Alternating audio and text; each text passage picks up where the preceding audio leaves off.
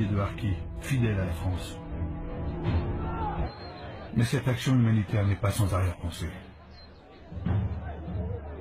Elle permet de débuter un vaste travail de recensement.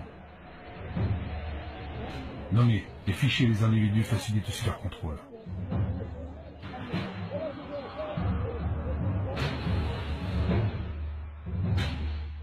Dans ces villages, les militaires vont armer des bénévoles. Ce sont les groupes d'autodéfense. Chaque volontaire reçoit un fusil.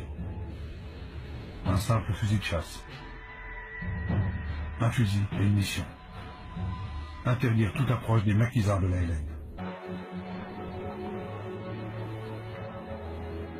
Mais ce village, c'est encore un coin de France. Et comme dans toutes les guerres, l'étendard doit être levé. Fidèles patriotes français pour les uns, traîtres algériens pour les autres. Les hommes de cette armée improbable, et pourtant si fiers, s'engagent sans le savoir vers leur tragique destin.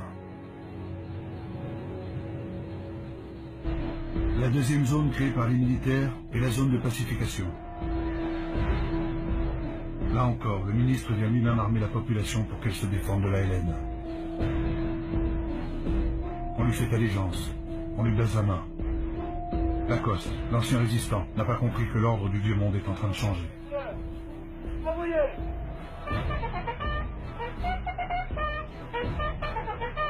Les Algériens, originaires de Mélouza, rejoignent leur pays.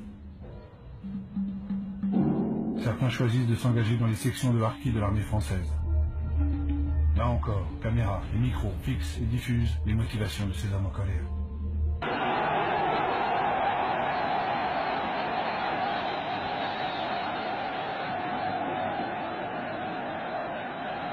Je vous ai compris.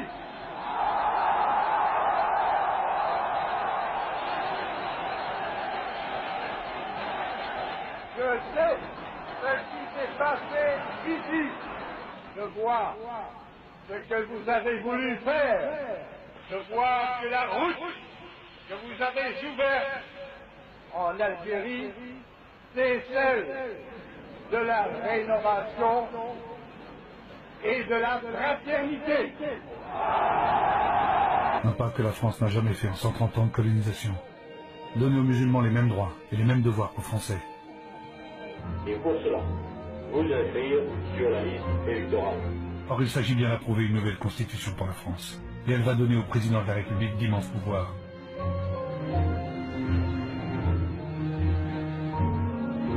L'évolution, c'est que tous les Algériens musulmans peuvent s'exprimer. La pleine citoyenneté leur est accordée enfin.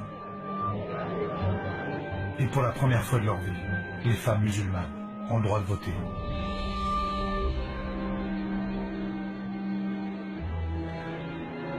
Alors malgré les pressions du FLN qui dénoncent le référendum, cet appel au dialogue avec le FLN a jeté le trouble chez les Français.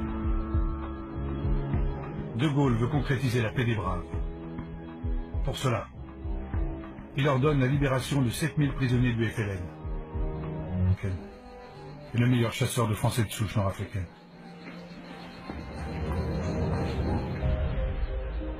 De Gaulle est-il en train de gagner la guerre?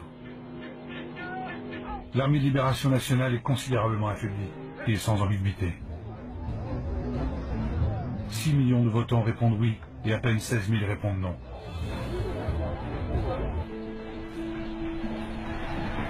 Certains officiers vont réussir à évacuer vers la France les harkis et leurs familles. Ils le savent. En Algérie, ils sont voués à la vengeance. De Gaulle, pourtant, doit ordonner leur désarmement. Il craint en effet que l'OAS ne récupère les harkis dans ses rangs. Et c'est un télégramme classé secret, signé par le ministre de l'Algérie qui interrompt les évacuations. Demande à haut-commissaire de rappeler que toute initiative individuelle tendant à installer en métropole des Français musulmans sont strictement interdites. Aviser tout chef SAS et commandant d'unité. Après l'indépendance, des dizaines de milliers de harkis vont être massacrés par le FLN, qui les considère comme des traîtres. C'est l'une des profondes et douloureuses cicatrices de cette guerre qui s'achève.